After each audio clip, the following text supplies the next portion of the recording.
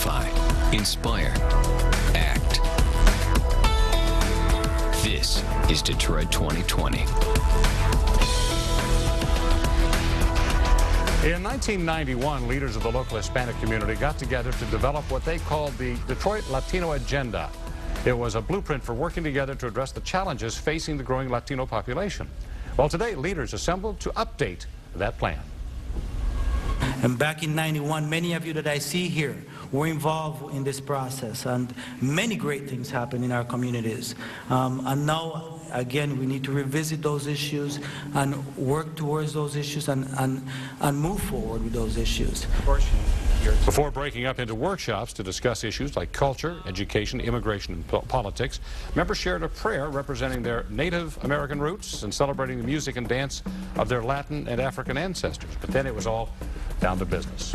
Speaking of business, I'm joined now by Norman Bent, the Executive Director of the Consortium of Hispanic Agencies. Also joining us, Johnny Carazo and Gabriela Alcazar with the Detroit Hispanic Development Corporation. All right, so the conference is now over again. Norman, how did it go? A great success, Stephen. Thank you for having us, first of all, here. It was a wonderful revisiting of the agenda, issues that are impacting our community. We've been, since 1991, we've kind of stepped back a little bit. I'm glad great positive things happened. But I think we needed to come back because new things got added to our communities. The issue of immigration is a big issue, as you know, and so is the issue of sexual identity and race and gender equity. So we had to come back and revisit these issues, have some discussions, and as we say, you need to fix your house. So we need to really converse as a Latino leaders and look at our issues and really move forward, especially as we set the pathways for our youth. That's the reason why we have some youth here present. And I'll talk to these two here in a second, sure. But I was kind of curious. The Latinos are sometimes thought of as a silent minority around the Detroit area. Does that hurt in the fact that people aren't paying as much attention to you and you're lacking the political power that maybe you need to get these things done? Sure. It definitely hurts. It hurts because, for example, with the redistricting of even Southwest Detroit, that hurts politically in terms of where our political power is. We know that we need to work very hard at putting key folks at different positions politically, in education, and in other issues that really impact policy. So we have to look at voting and getting active civically and politically.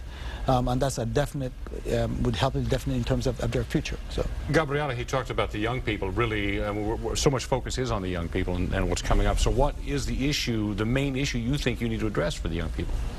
I think that one of the things that came out from our youth today was their need to know their history, to know the history of their community, but also the history of the struggle of their community.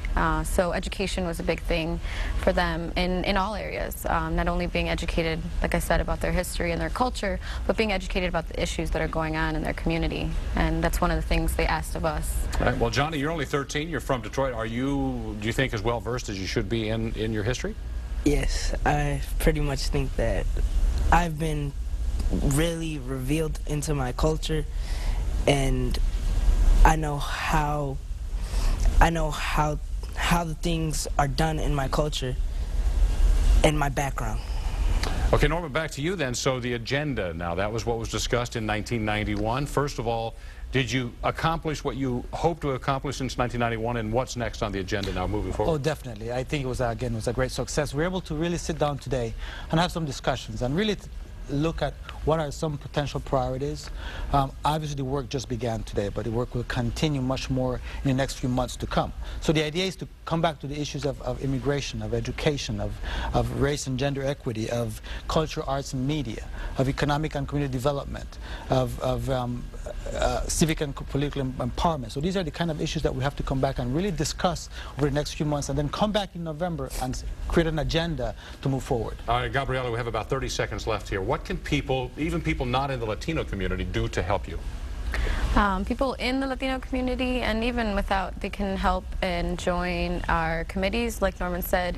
they are a work in progress. So we still need help. We still need help to move our agenda forward and to create a plan for how to do that. So if anybody wants to join, they can call 313-967-4880. All right, thank you all three for joining us, and best of luck to you. By the way, all of this information will be on our website at Detroit2020.com. We'll have the stories we've been doing on this, plus we'll have the information on how to get a hold of everybody. So, right